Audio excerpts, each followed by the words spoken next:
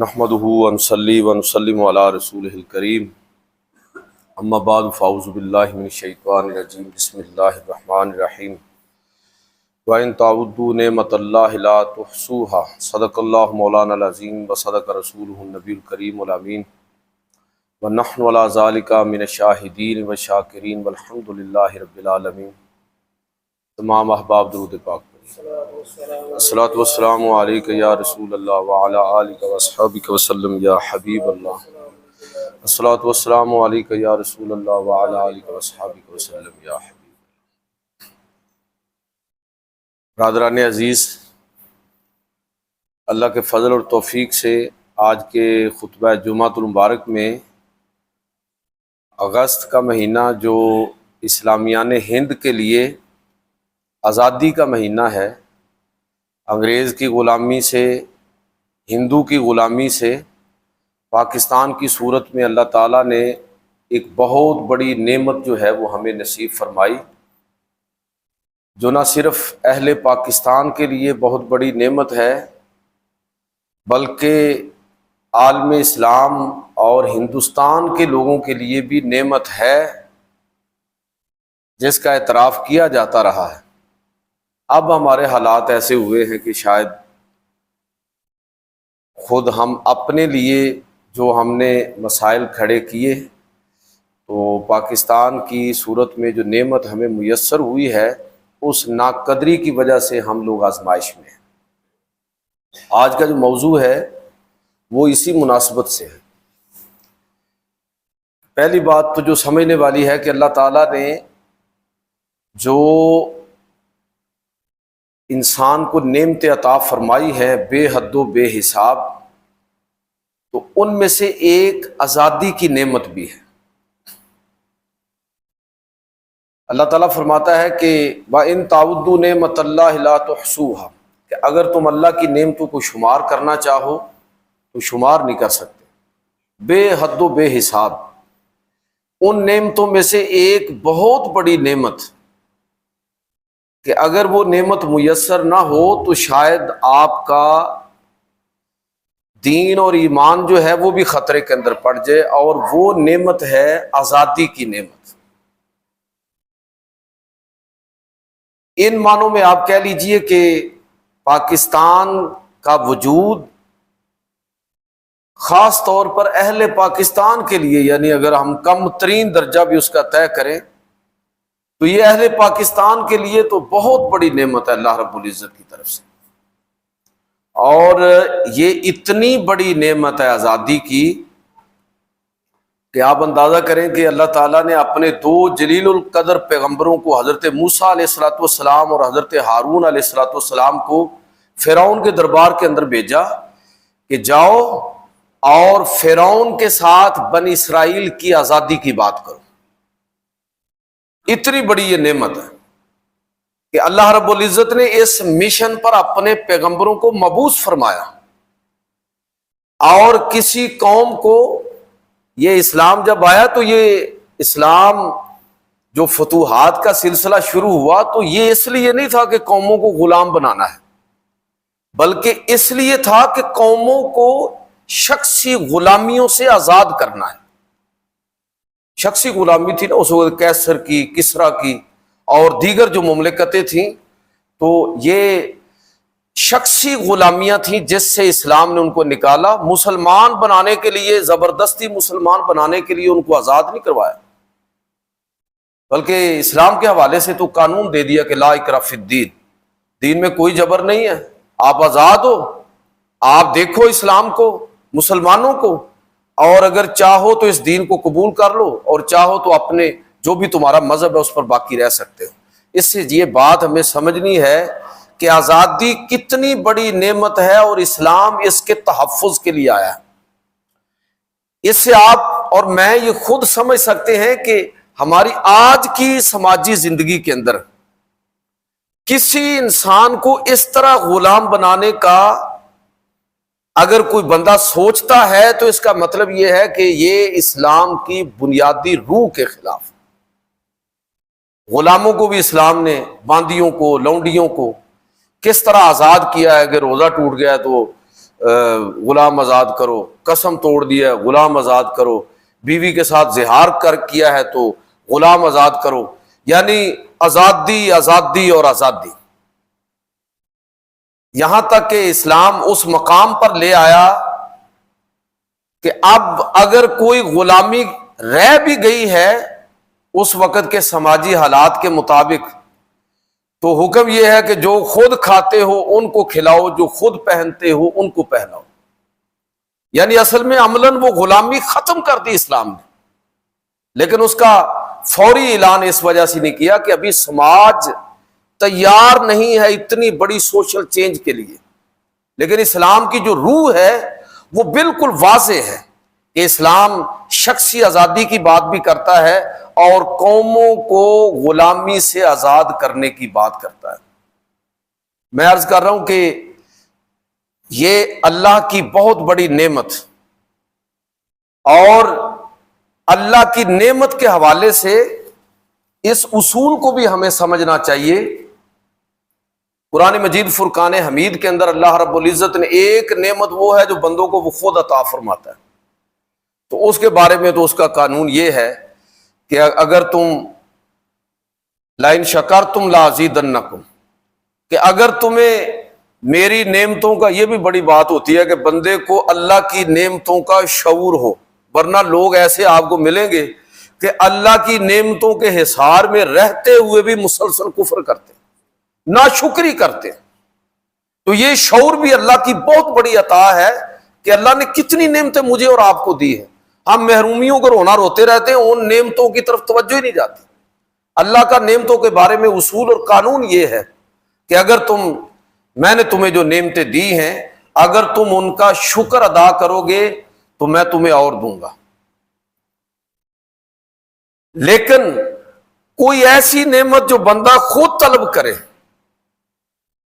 اس کے لیے اللہ کی بارگاہ میں دعائیں کرے، اللہ رب العزت کی بارگاہ میں استغاثہ کرے، اور اس کے نتیجے میں اللہ اس قوم کو یا اس فرد کو وہ نعمت عطا فرما دے، تو مانگی ہوئی نعمت کے بارے میں اللہ کا قانون اور ہے۔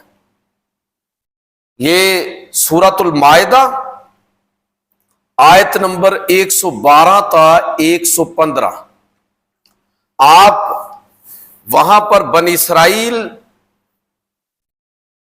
حضرت عیسیٰ علیہ السلام، حواری اور اللہ رب العزت، ان کے درمیان جو مکالمہ ہوا ہے اس کو ذرا آپ پڑھیے۔ سورۃ المائدہ آیت نمبر 112 تا 115، کہ جب بنی اسرائیل نے، حواریوں نے اللہ رب العزت کی بارگاہ میں حضرت عیسیٰ علیہ السلام کی وساطت سے نعمت کو طلب کیا، عیسیٰ علیہ السلام سے حواری کہنے لگے کہ کتنا اچھا ہو کہ آپ اللہ کی بارگاہ میں دعا کریں کہ وہ ہم پر دسترخوان نازل کرے، کہ ہم اس میں سے نعمتیں کھائیں، اللہ کا شکر ادا کریں۔ عیسیٰ علیہ السلام کہنے لگے کہ بندگان خدا ڈرو، خوف کرو اس چیز سے، کس چیز کا مطالبہ کر رہے ہو؟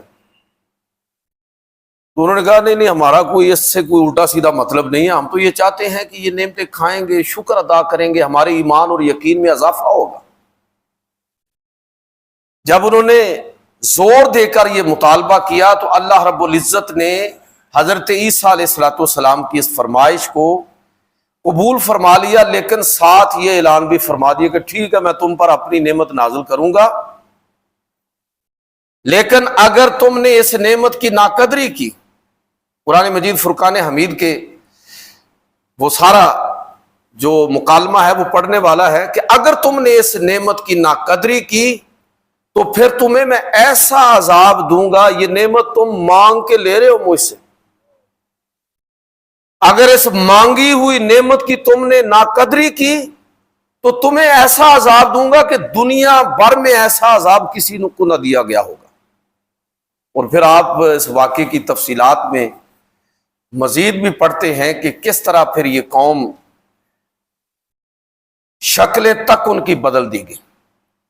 میرا کہنے کا مطلب یہ ہے کہ جب کوئی نعمت مانگ کر لی جائے تو اب اس کی قدردانی اس وجہ سے بھی ضروری اور لازم ہو جاتی ہے کہ اللہ نے مانگنے سے، دعا کرنے سے وہ نعمت عطا فرما دی، لیکن جن شرائط کے ساتھ وہ نعمت مانگی ہوئی عطا فرماتا ہے ان شرائط کا خیال اور لحاظ رکھنا بھی بڑا ضروری ہے۔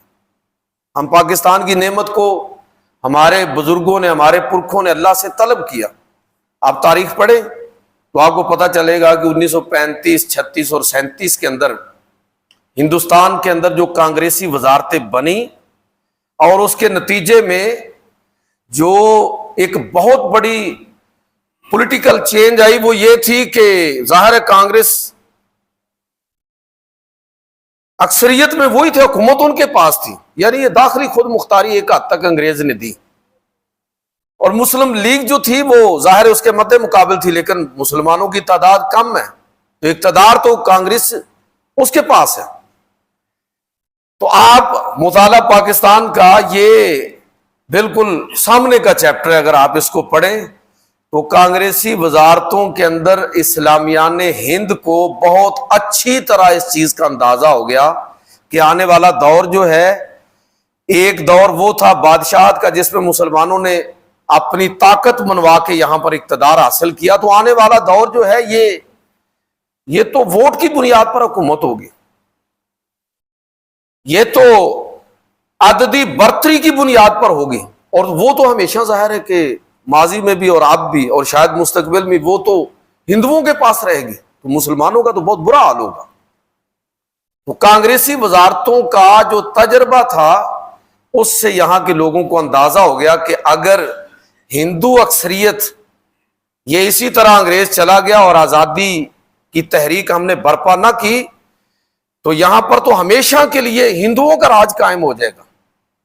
تو پاکستان کی تحریک شروع ہوئی کہ ایک ایسا وطن حاصل کیا جائے جہاں پر مسلمانوں کی ان علاقوں کے اندر اکثریت ہو اور وہ ملک اتنا مضبوط ہو وہ ہندوستان کے کونے کونے کے اندر رہنے والے مسلمانوں کے حقوق کا تحفظ، وہ علاقہ، وہاں کی حکومت، وہ ریاست پاکستان، وہ ان کے حقوق کا تحفظ کرے۔ ایک ایسا ملک حاصل کیا جائے کہ جہاں پر اسلام کو بطور ماڈل کے نافذ کر کے دنیا کو دکھایا جائے، ایک ایسا ملک حاصل کیا جائے جہاں پر ایک بار پھر دنیا کو دکھایا جائے کہ مسلمان ہی دنیا کے اندر وہ قوم ہے کہ جو ساری قوموں کو ساتھ لے کر چلنے کی صلاحیت رکھتی ہے۔ آپ دیکھیے نا کہ ہندوستان پر مسلمانوں نے 764 برس تک حکومت کی ہے، 1193 سے لے کر 1857 تک 764 برس بنتے ہیں۔ ہمیشہ اقلیت میں رہے مسلمان، 20%، 25% کہہ لے، جتنا بھی۔ اقلیت نے اکثریت کو کس طرح اکاموڈیٹ کیا ہے، کس طرح ان کو مذہبی آزادی دی ہے، سماجی سطح پر ان کے حقوق کا کس طرح تحفظ کیا ہے، امور مملکت کے اندر کس طرح اقلیتوں کو شریک کیا ہے، اس کی تاریخ اگر میں بیان کروں تو الگ موضوع شروع ہو جائے گا۔ تو مسلمانوں کے دور اقتدار کے اندر کس طرح بڑے بڑے عہدوں پر ہندو اور سکھ کمیونٹی کے لوگ جو ہیں وہ باقاعدہ تعینات رہے ہیں، سماجی سطح پر غیر مسلم اقلیتوں کو اور ہندو اکثریت کو جس طرح اہمیت دی گئی اس کی کوئی دوسری مثال آپ کو دنیا کے اندر نہیں ملے گی۔ یہ میں اکثر عرض کیا کرتا ہوں کہ ہندوستان کے مسلمان اتنے باشعور، اتنے وزادار، اتنے یعنی لبرل کہہ لیں، لبرل کا مطلب میں یہ کیا کرتا ہوں کہ جن کی سوچ اور اپروچ کے اندر فلیکسیبلٹی ہو، لچک ہو، دوسروں کو برداشت کرنے کا حوصلہ جن کے اندر ہو، یہ ہندوستان کے لوگ تھے۔ یہ ہمارے آباء و اجداد تھے کہ جنہوں نے 80% لوگوں کے ناز نخرے اس طرح اٹھائے ہیں اور ان کو اس طرح پروٹوکول دیا ہے، اس طرح اہمیت دی ہے کہ 20% کی حکمرانی کو انہوں نے قبول کیا۔ یہ ہندوستان کا یہ پوری ہندوستان کی تاریخ دنیا کو بتانے کے لیے یہ ایک بڑا اہم حوالہ ہے کہ دیکھو اگر آج بھی دنیا کے اندر کوئی قوم ساری قوموں کو ساتھ لے کر چلنے کی صلاحیت رکھتی ہے تو وہ صرف مسلمان ہے. باقی قوموں کے اندر وہ وفاداری نہیں ہے. ہندوؤں کو تھوڑا سا موقع ملا، انہوں نے ظلم و ستم کے پہاڑ توڑنے شروع کر دیے. اہل مغرب کو تہذیبی اور سیاسی غلبہ دنیا پر حاصل ہوا ہے. دیکھ لیجئے کہ غزہ اور فلسطین کے اندر کیا ہو رہا ہے.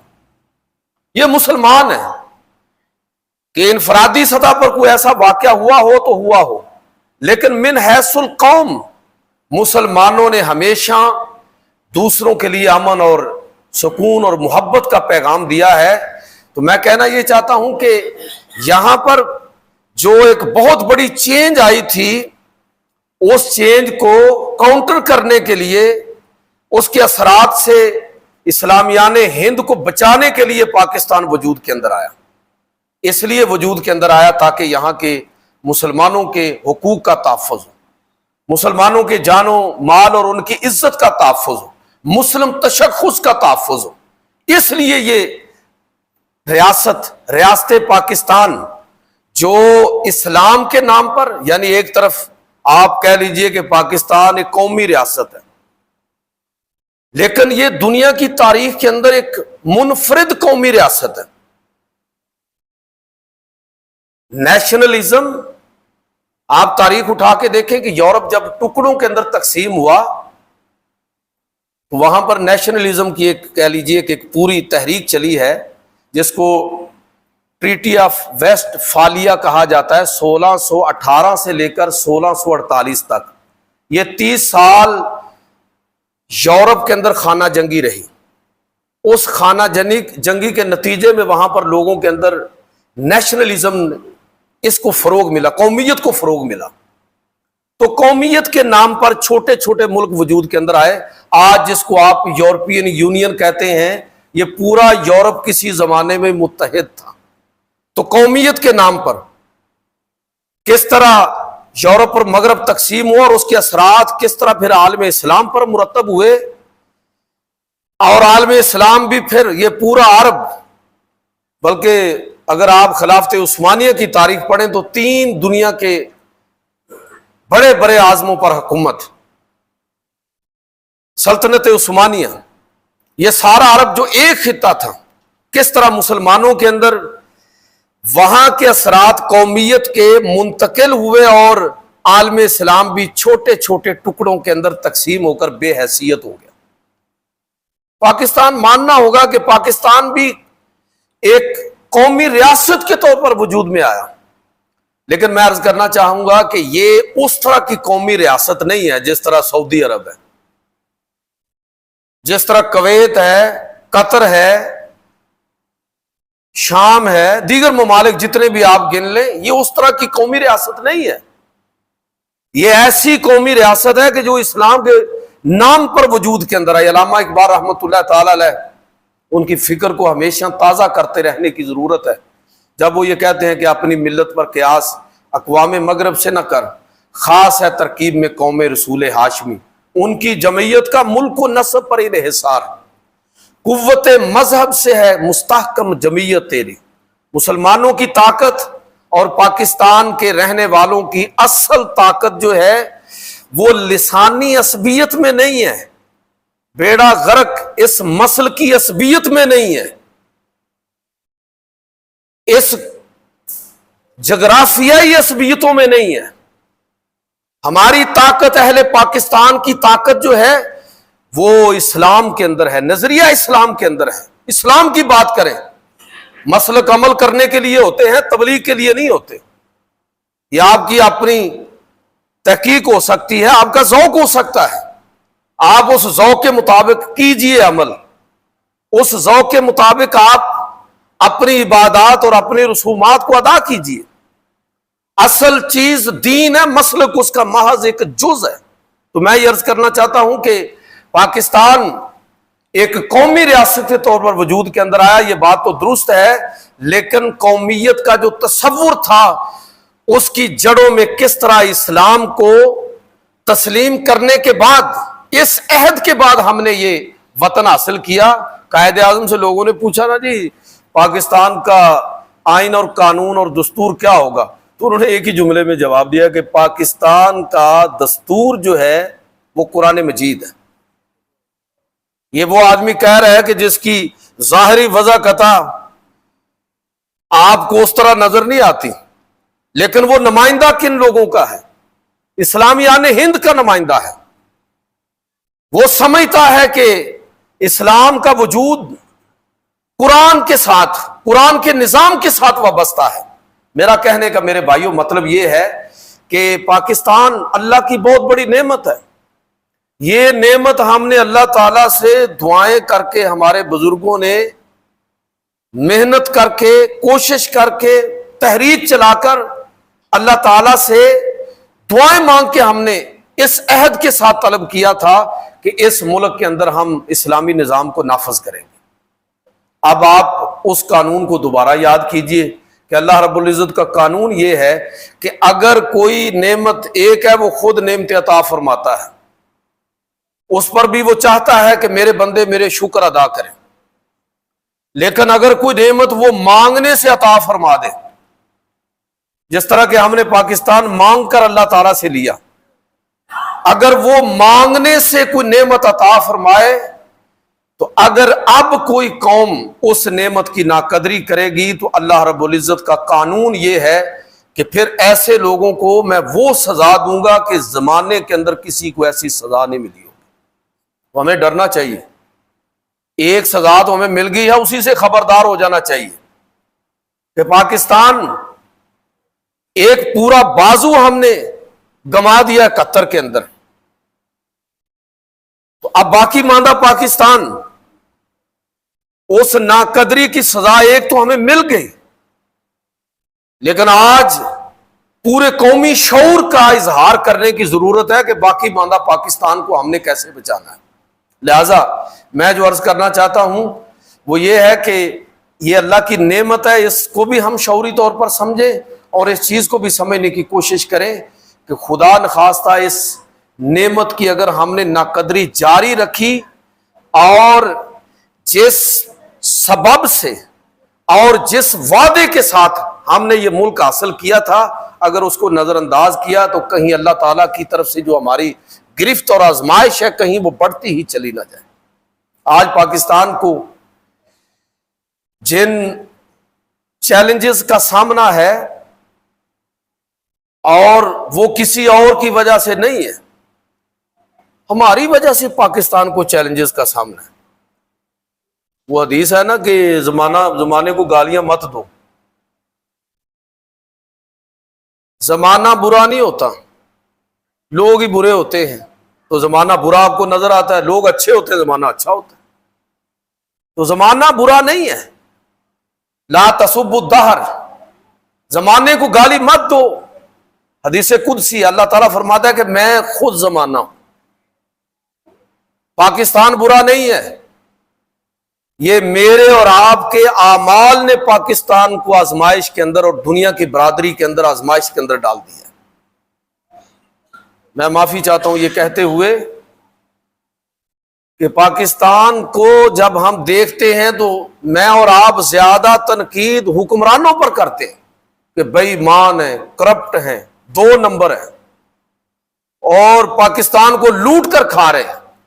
ابھی آج کی خبریں، آج اور کل کی آپ پڑھ رہے ہوں گے کہ ایک بہت بڑے حکومتی وزیر نے باقاعدہ اس بات کا اعتراف کیا ہے کہ پاکستان کی جو سول بیوروکریسی ہے، ملٹری اسٹیبلشمنٹ ہے، ان کے کتنے بڑے بڑے نام جو ہیں وہ پرتگال اور ویسے سارے دنیا کے ملکوں کے اندر، آسٹریلیا کے اندر، UK کے اندر، امریکہ کے اندر، یہ کیسے وہ لوگ جائیدادیں وہاں پر بنا رہے ہیں۔ آپ کو پتا ہونا چاہیے کہ 25,000 سے زیادہ لوگ پاکستان کی جو الیٹ کلاس ہے جو ہم پر حکمران ہے، 25,000 سے زیادہ لوگ یہ ڈوئل نیشنلٹی رکھتے ہیں۔ ادھر سے فارغ ہوں گے اولادیں پہلے ہی باہر ہے، کاروبار بھی باہر ہے، ادھر سے فارغ ہوں گے آرام سے باہر منتقل ہو جائیں گے۔ یہ تو سوشل میڈیا نے لوگوں کو ننگا کر دیا ہے۔ تو میں کہنا یہ چاہتا ہوں کہ ہم ان لوگوں کا خوب اس وقت جو ہے وہ احتساب کر رہی ہے قوم، اس حد تک کم از کم یہ ہے کہ سوشل میڈیا کے اوپر. لیکن میں دوسری بات کرنا چاہتا ہوں کہ یہ بات درست ہے کہ اس وقت جو ہمارے حکمران ہیں، ہماری جو ایلیٹ کلاس ہے جو ہم پر مسلط ہے، وہ مافیاز جو پورے ملک کے مفادات پر حاوی ہے، یہ درست ہے کہ وہ ان میں سے اکثریت دھوکے باز اور فراڈ میں مبتلا ہے. لیکن میرے بھائیو اس کے ساتھ ساتھ اس اصول کو بھی دیکھنا چاہیے کہ یہ لوگ ایسے نہیں یہاں تک پہنچ گئے. وہ اعمالکم اموالکم، بڑی یہ زبردست بات ہے کہ تمہارے اعمال وہی تمہارے حکمران ہوتے ہیں. جو تمہارا کریکٹر ہے، جو تمہارا کردار ہے، جس طرح کہ تم خود ہو اسی طرح کے تمہارے حکمران ہیں. عام آدمی کی حالت کیا ہے؟ عام آدمی کی حالت یہ عام آدمی ہی کرپٹ ہو گیا ہے. معافی چاہتا ہوں. عام آدمی کون ہے؟ میں اور آپ. عام آدمی بے ایمان ہو گیا ہے، فراڈ کے اندر مبتلا ہے. جس کو موقع ملتا ہے دودھ کے اندر پانی ملاتا ہے، 2 نمبر چیزیں بناتا ہے. کاروبار کے اندر کس طرح دھوکہ دہی کا لوگ مظاہرہ کرتے ہیں. عام آدمی اس کی کیفیت کیا ہے میں اور آپ اپنی جگہ پر اس کو دیکھ سکتے ہیں. دفتروں کے اندر بیٹھا ہوا ایک کلرک جو ہے، باقی وہ نمازیں پڑھے نہ پڑھے، وہ زور کی نماز کے لیے جاتا ہے اور واپس نہیں آتا. اور اگر آ بھی جائے تو اتنی دیر میں بیچارہ ساحل جو ہے وہ تھک کے ذلیل و رسوا ہو چکا ہے. ہمارے جتنے ادارے ہیں عام لوگ ان کے اندر موجود ہیں. وہ ادارے کس طرح کرپٹ ہو چکے ہیں، لوگوں کو ذلیل کرنے کے لیے ادارے ہیں. یہ کون لوگ ہیں؟ امریکہ کی سازش ہے. یہ دنیا ہمارے خلاف سازش کر رہی ہے. میرے بھائیوں، یہ میں اور آپ جب تک اپنی ذمہ داری کو نہیں سمجھیں گے، تبدیلی کا آغاز میرے اور آپ کے تبدیل ہونے سے ہوگا. میں اور آپ تبدیل ہو جائیں گے، حالات تبدیل ہو جائیں گے. ہم نے یہ طے کیا نہیں حکمران تبدیل ہونے چاہیے. حکمران ہمارے اعمال کی ریفلیکشن ہے. یہ ریفلیکشن ہے، جو ہم کرتے ہیں اسی طرح کے حکمران ہیں ہمارے. لہذا پاکستان کے جتنے مسائل ہیں آپ اس پر غور کیجئے اور ہم اپنی ذمہ داریوں کو پہچانیں. میرا پاکستان میری فیکٹری ہو سکتی ہے، میرا دفتر ہو سکتا ہے، میری مسجد ہو سکتی ہے، میرا گلی اور محلہ ہو سکتا ہے، میری وہ جگہ جہاں پر مجھے کسی بھی طرح کا کوئی اختیار حاصل ہے، وہ میرے لیے پاکستان ہے. اگر میں یہ سمجھ لوں کہ میں وہاں اپنے آپ کو پوری طرح میں نے اپنی صلاحیتوں کو صرف کرنا ہے، پوری محنت سے کام لینا ہے، تو مجھے یہ بتائیے کہ پاکستان ٹھیک کیوں نہیں ہوگا؟ اس کا مطلب یہ ہے کہ بنیاد یہ ہے کہ میں اور آپ اپنی ذمہ داریوں کو اپنے اپنے دائرے کے اندر پہچانیں. اگر ہم واقعتاً اپنے ساتھ مخلص ہیں، اگر ہم اپنی قوم کے ساتھ مخلص ہیں، اگر ہم پاکستان کے ساتھ مخلص ہیں، تو خدا کے لیے اپنی ذمہ داریوں کو جہاں جہاں بھی میں اور آپ ہم سب بیٹھے ہوئے ہیں ان ذمہ داریوں کو پہچانیں. پاکستان کو اس وقت جن چیلنجز کا سامنا ہے، میں عرض کر رہا ہوں کہ اس کا کوئی ساری ذمہ داری امریکہ پر ڈال کے ہم فارغ ہو جاتے ہیں، یورپ پر ڈال کر فارغ ہو جاتے ہیں. بھئی ہم خود ذمہ دار سب سے پہلے. یہ فرقہ واریت کون پھیلاتا ہے؟ باہر سے آ کے. اگر وہ پھیلاتے ہیں تو وہ بڑے ذہین لوگ ہیں اور ہم بڑے بے وقوف. کہ کوئی باہر سے آ کے ہمیں تقسیم کرنے میں کامیاب ہو جائے تو اس کا مطلب یہ ہے کہ ہمارا مینٹل لیول سرے سے موجود ہی نہیں ہے. کہ کبھی کو باہر سے آ کے ہمیں مسل کی فرقہ واریت کے اندر ڈال دے. سیاسی فرقہ واریت کے اندر لوگوں کو دیکھتے ہیں، لوگوں کی پارٹیوں کے ساتھ وابستگیاں، ایک دوسرے کے ساتھ تعلقات خراب کیے ہوئے. استغفر اللہ.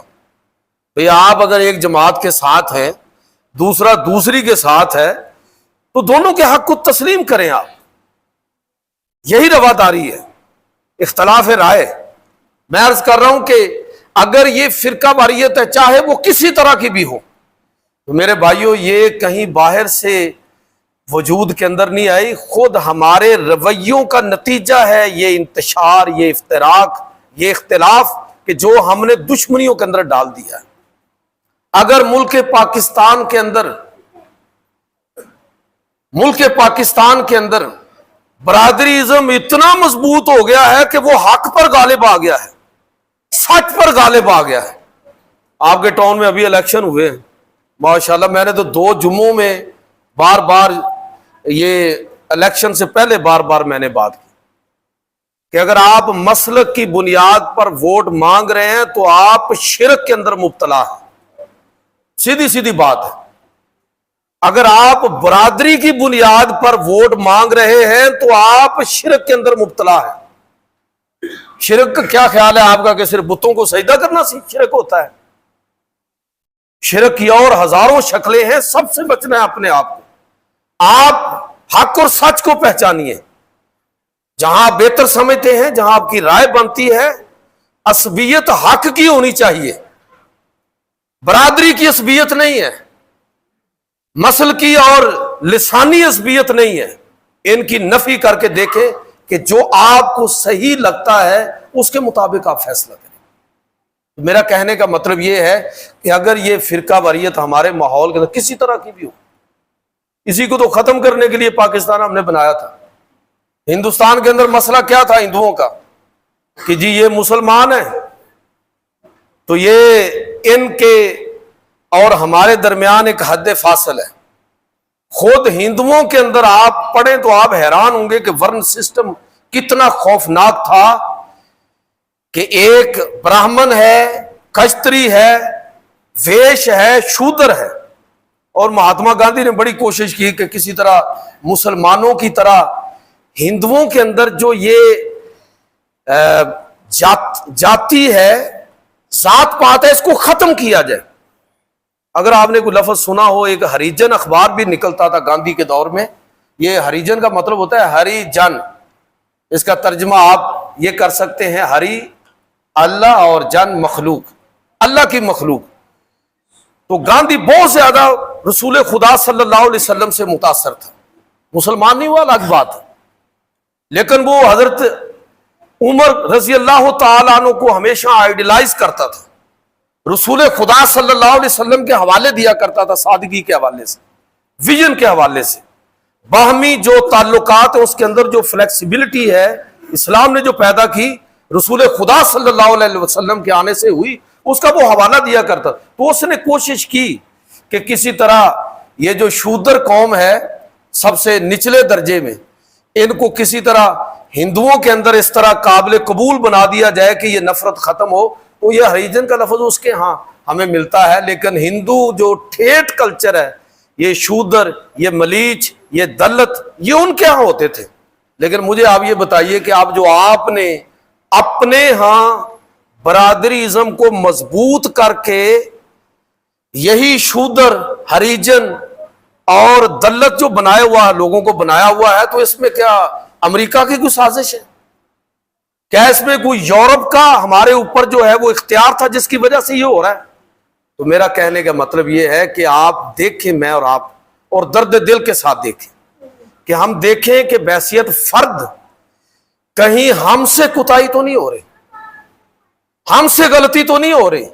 ہم نے یہ پاکستان اس عزم کے ساتھ حاصل کیا تھا کہ باہمی جو برادری ازم ہے وہ تو کوئی حیثیت ہی نہیں رکھتا، ہم تو وہ قوم ہے جو دوسری قوموں کو، دوسرے مذاہب کے ماننے والوں کو بھی ساتھ لے کر چلنے کی صلاحیت رکھتے ہیں۔